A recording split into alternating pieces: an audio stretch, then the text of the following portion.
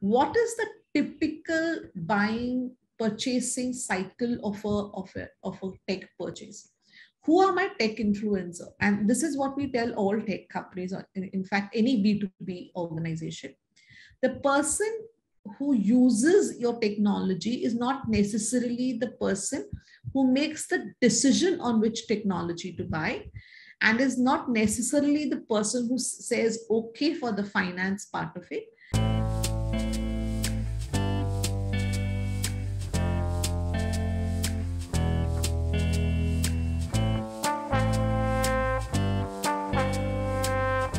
Welcome to the Blue Circle.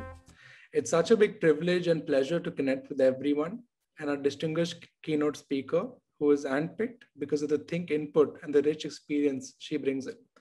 Thank you also to our distinguished audience for joining us, most of whom are CEOs, CXOs, and senior leaders. Many of them are our members and are repeat visitors to our webinars. This is very encouraging and motivates us to provide even higher levels of dialogue through the online mode as well. For those of you who are new with us today, Blue Circle is the world's first sector-specific networking app for industry professionals that's built in India.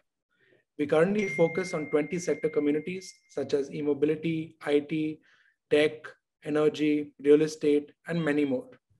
We also present socioeconomic insights, which ultimately determine the evolving complexion of the market.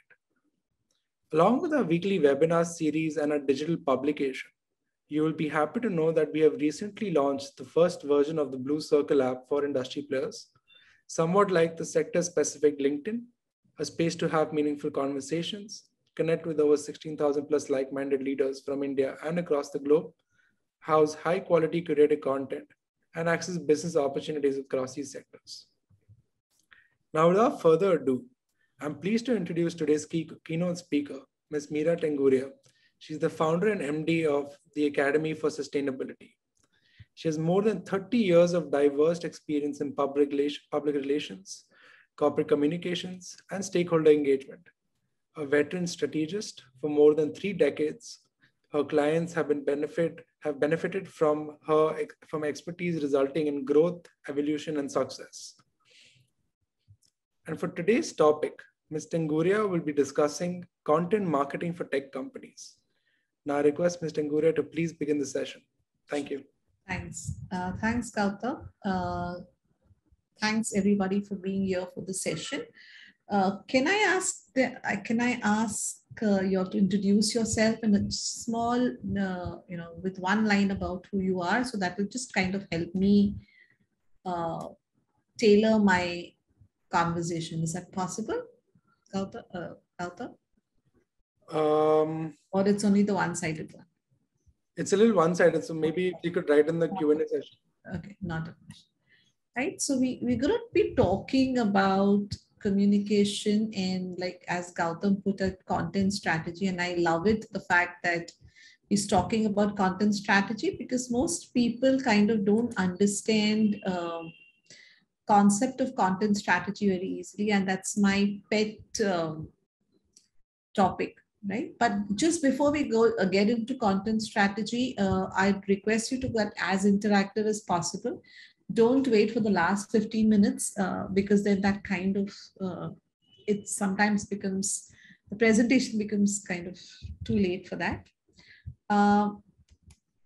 Typically, when you're talking about any kind of communications, you're talking about 3 aspects of it, right? One is you're talking about internal communications when you're talking to within the organization.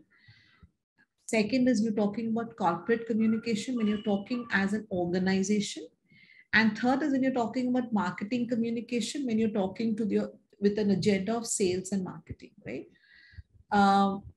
So therefore, there are different kind of content and different kind of messaging and information that you have to give out based on what aspect of communication you're looking at, right?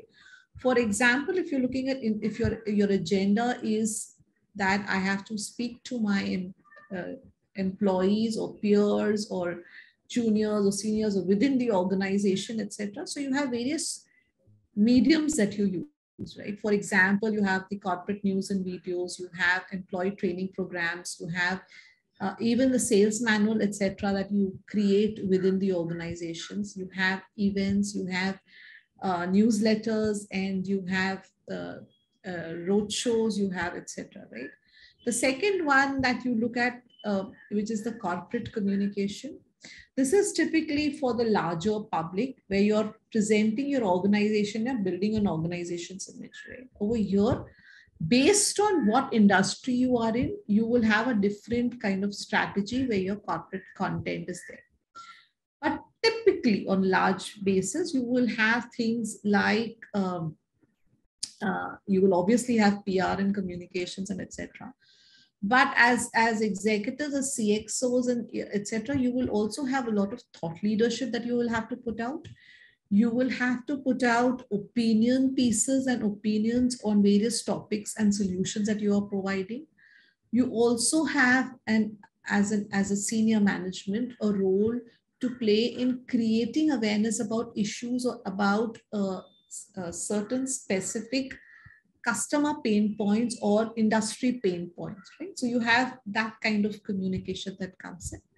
Marketing communication is where you're actually talking to your agenda is that you're talking through the entire sales funnel and the marketing funnel, for which you basically have to,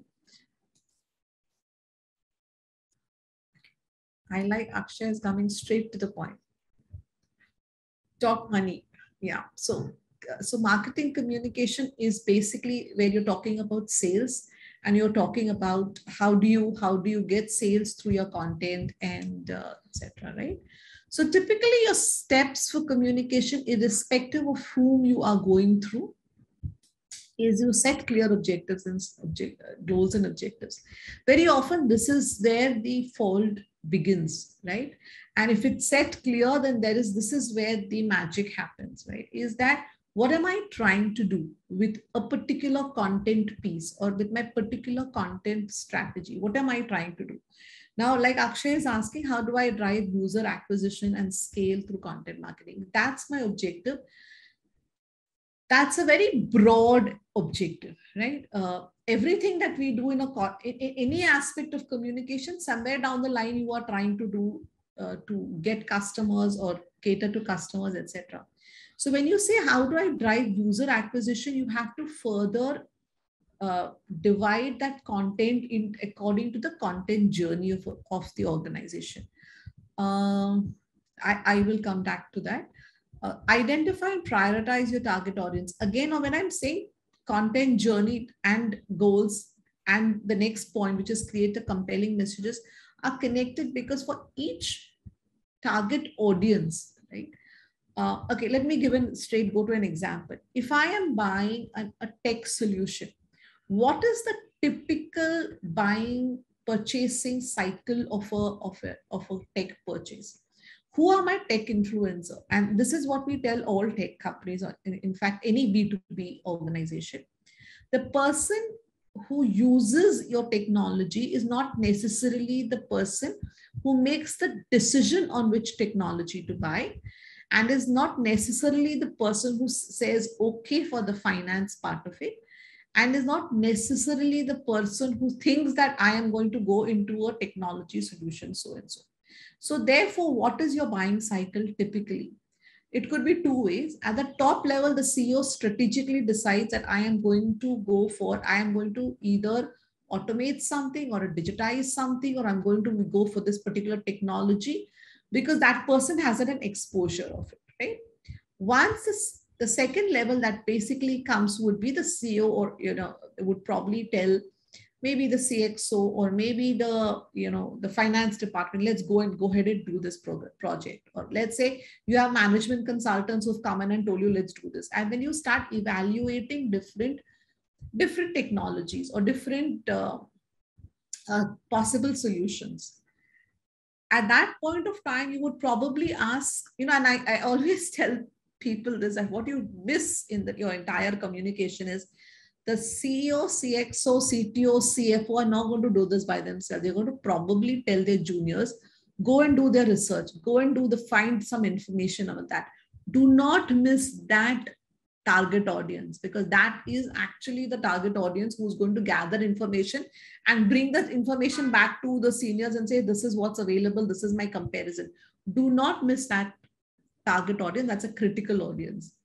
The next comes the user. The user is often asked, okay, what is it that you need, right? And therefore the user kind of says, I need this particular thing, this will work for me, this will not. The second way the the buying cycle happens is that the user raises an issue that I am having this particular problem in managing my operations or activity, etc., and I need help. So it's a user-driven pain point. Therefore, then that thing escalates. That's a different cycle that you go through. How do your entire acquisition, therefore, is based on, are you creating content and communicating at the various points, right? Do you have something for the CEO and the top management to say strategically what is happening amongst different industries, amongst your peers, and what are the trends and how will this help your organization? Are you communicating at a macro level? Is your organization a thought leader in that space where the pain point is there, right? Therefore, that is your content strategy first at the top level that you are doing. The second pain, addressing the second pain, the CEO, CFO, CTO, all of these points, they each have their own agenda, right? The CTO probably wants to know the actual technology part of it, right? He wants to probably understand technologically, technically what is what and what is needed for this to be implemented and executed within my organization. So what do they need to know? They need to know operationally what are the issues that your organization faces. And it's always industry specific. Okay. For example,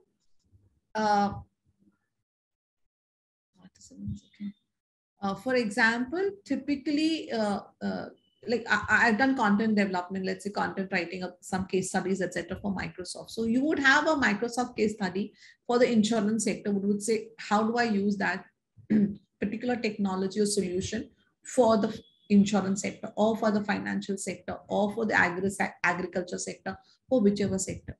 That's where the information has to be industry specific.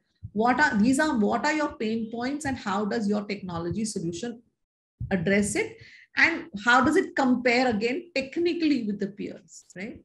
The third level, like we said, is probably the CFO who says, okay, I'm now going to make a decision financially on this. There your communication and content has to be, I'm just noting down the time, sorry. Your communication and content will have to be about the financial implications of this, and what is my ROI on that? The finance CFO is mostly concerned about ROI, and therefore he or she needs to understand the context of the ROI part of it, again based on industry and peers and comparative. The user probably is just looking at how does it help me, and how does it make my life easier? How does it help as an individual? Your user acquisition actually happens when you do content marketing, content strategy across these different levels, and you do it on their pain points rather than what you want to market and sell. The most challenging part of content strategy and content marketing is to be able to put yourself at the back and actually see what is it, the information that the audience needs to make the solution possible. Yeah. There are a whole, I'm just running through this. There is a whole lot of mediums that is available for you to park your content. You have the earned media, which is what we say, which means, okay, I'll start with the paid ones. The paid ones, these are the typical, your ads, your brand ambassadors, sponsored content, events, all that kind. Earned is where you have done something, achieved something, and therefore you get it, whether it's publicity, whether it is media coverage, whether it is blogger, whether it is investor communications, influencer relation. Shared is where people actually, whatever you have earned or paid, and that is shared to a larger audience, or that you do co-branding or collaborations, that is shared. Owned is your own newsletters, your own website, your own blogs, your social media, your intranets, your internets, etc. Right? How to economically drive content and most use social media. So in content marketing on a larger perspective, you have the thought leaders, the primary, secondary relationships and thought leaders. Second is your long form blogs and presentations. Third is your infographics and slide shares.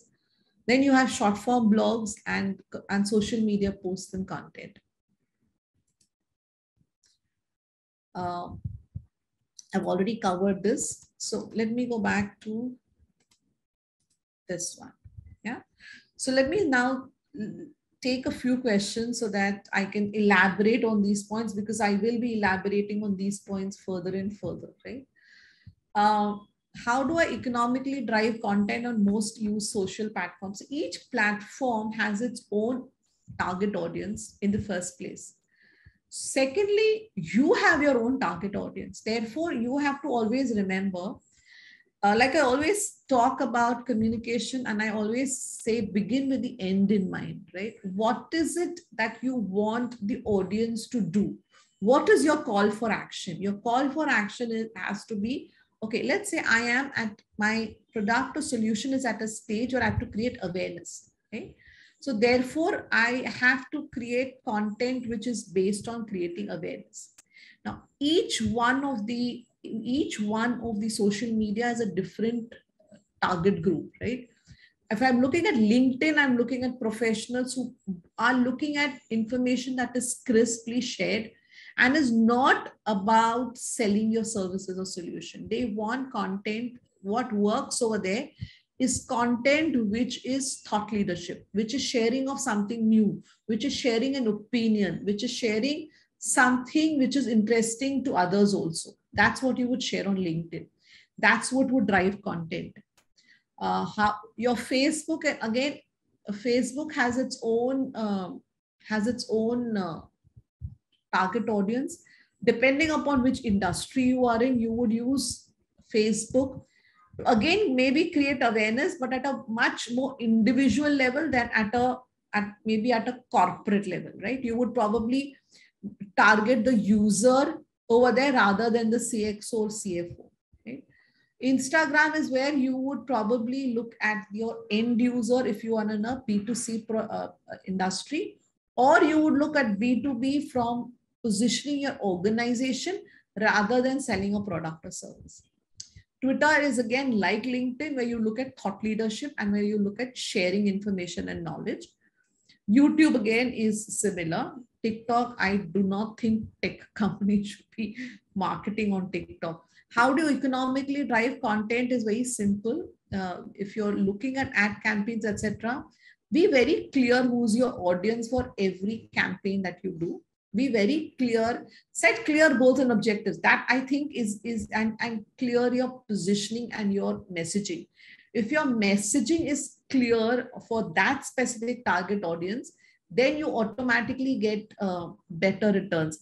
Now, I have a very personal view on this, and most digital marketing experts will totally disagree with me. So I'm saying that with that, I'm a corporate communications person, and I do use social media, and I do recommend social media. And I'm a content marketing, absolutely passionate about it. I would say two things, okay? One is it's not about your likes. It's not about, oh, let's get community, especially in the B2B space. It's not about let's get so many people likes or engaged, right? In today's day and age, lots of people do not engage on social media. They may read, they will, absorb, but they will not necessarily like or share. So do not constantly look at these numbers. What you have to do, especially in case of B2B, is what is the impact that is going to come, right, out of your content. Even if 5 people who are your target audience get affected, that's good than rather than having 50 people who are with your content, which is useless, and target audience, which is not your audience, right? Creating interactive content is a resource and budget until you need tools, technologies. Yes, yes.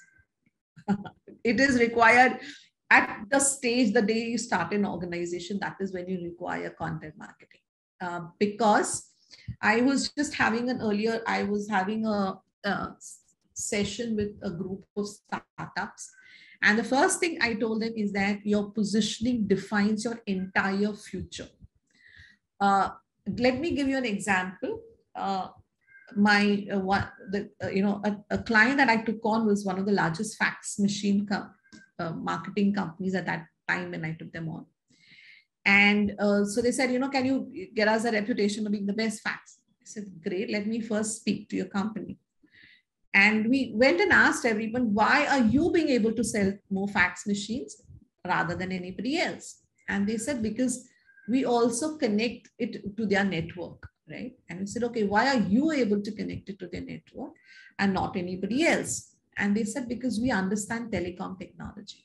So I said, so therefore you're not a fax machine selling company. You're not a networking, you're basically a telecom company. So why are you calling yourself as a fax machine company? But because at your core, you're a telecom company. And the moment they position themselves as a telecom company, the future changed, right? Therefore, your positioning and content, when you define yourself right in the beginning, right? And this was a company which had already been in existence for a long time, but its complete future changed once its positioning was changed. So how you define yourself, how you create content based on that. So if I was therefore selling, oh, these are the 5 tips to buy a fax machine, then I would go nowhere. That's right. Like, for instance, if you look at a company like Apple, right? And I'm giving examples which are the most commonest so that people can kind of across understand. If I look at Apple, Apple has always talked, when Steve Jobs spoke about it, and I'm ardent fan of his, so whenever he spoke about concepts such as innovation. He spoke about how do I make things easy to use for my customer. And that is the differentiator that differentiated Apple from everybody else, right? That is what today, when you go to buy an Apple or you buy a Mac product, you pay a premium for the entire image and experience and that comes along with it, which is of course matched with the product.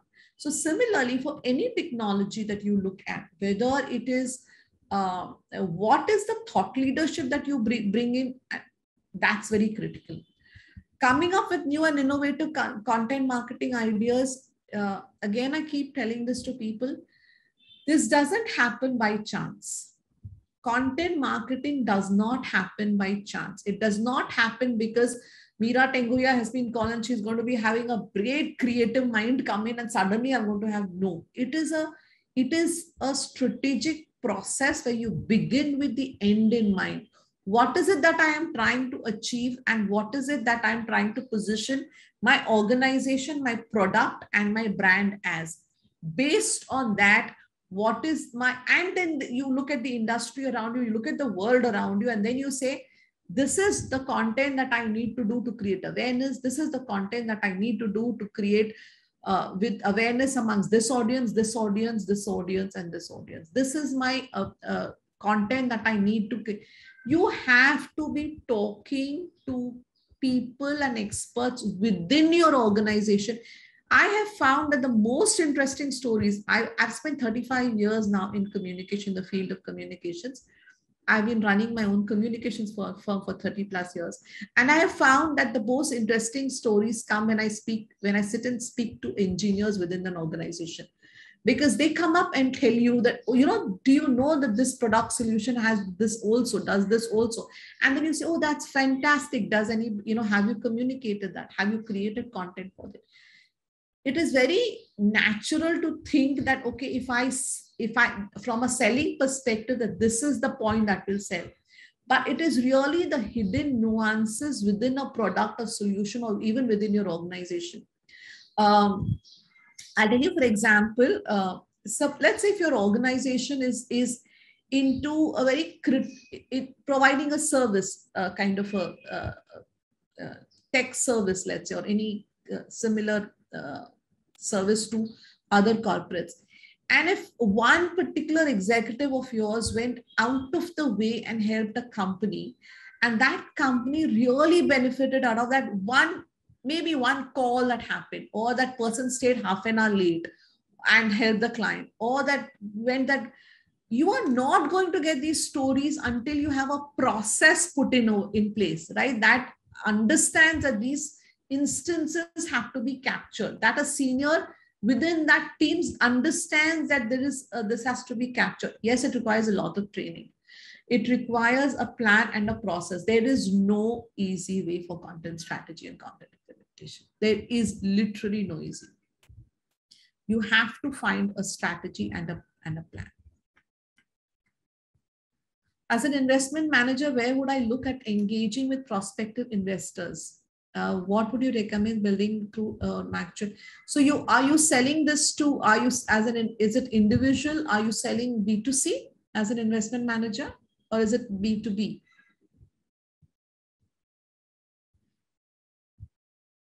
That person has to reply. So there are two ways to look at it. B2B is completely different and B2C is completely different, right? So B2C, you would go into your Facebooks and your Twitters and your Twitter also to a certain extent, and your Instagram, etc. That you would look for. You cannot look. You hopefully will get the prospective investors. That's where you would communicate to them, right? You would now thought leadership. Now because I've been in corporate communication. Corporate communication people of large organization are pretty paranoid about what goes out, especially from anybody within the organization, because there is a responsibility of managing the entire content towards it. So always follow the organization rules, whether they allow you or they don't allow you is for organizations. The corporate communication people will have a very clear thought process of where they want to take thought leadership. So it's always important to take their permission on anything that you do. That's what definitely I would say.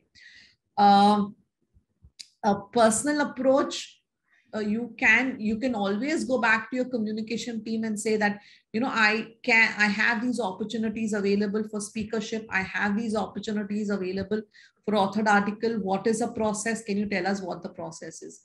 If not, if there is nothing, then nothing stops you from writing blogs. Nothing stops you from, volunteering yourself in there, especially in investment management. I know there are huge number of talks that are done by investment managers, where they talk to the general public and give their advice, especially during, let's say, taxation time or professional organizations, or those kind of organizations where you can go and network also with the right kind of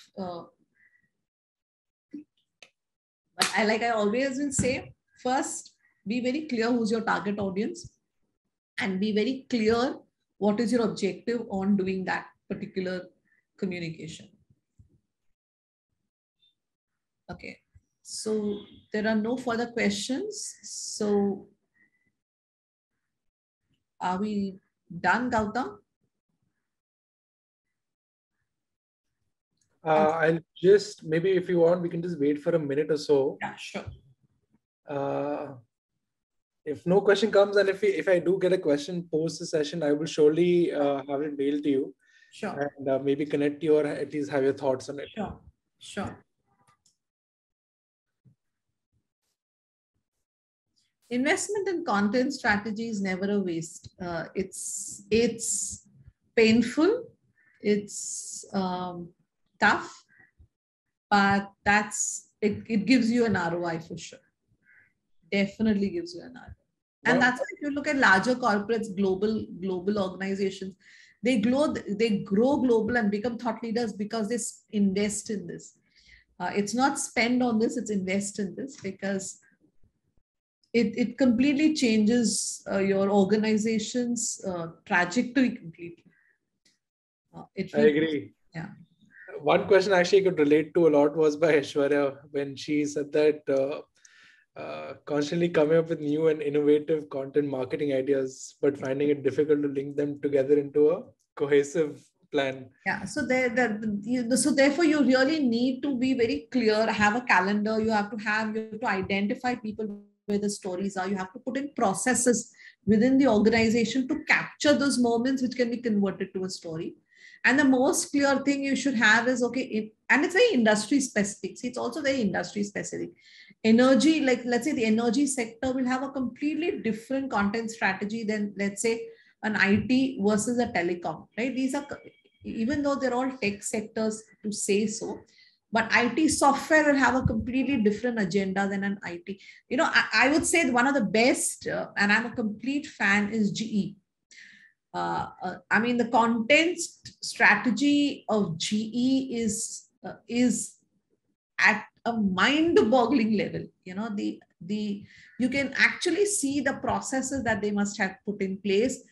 And for instance, they always humanize the content. Like, especially if you see GE Medical, right? If they have this most complicated,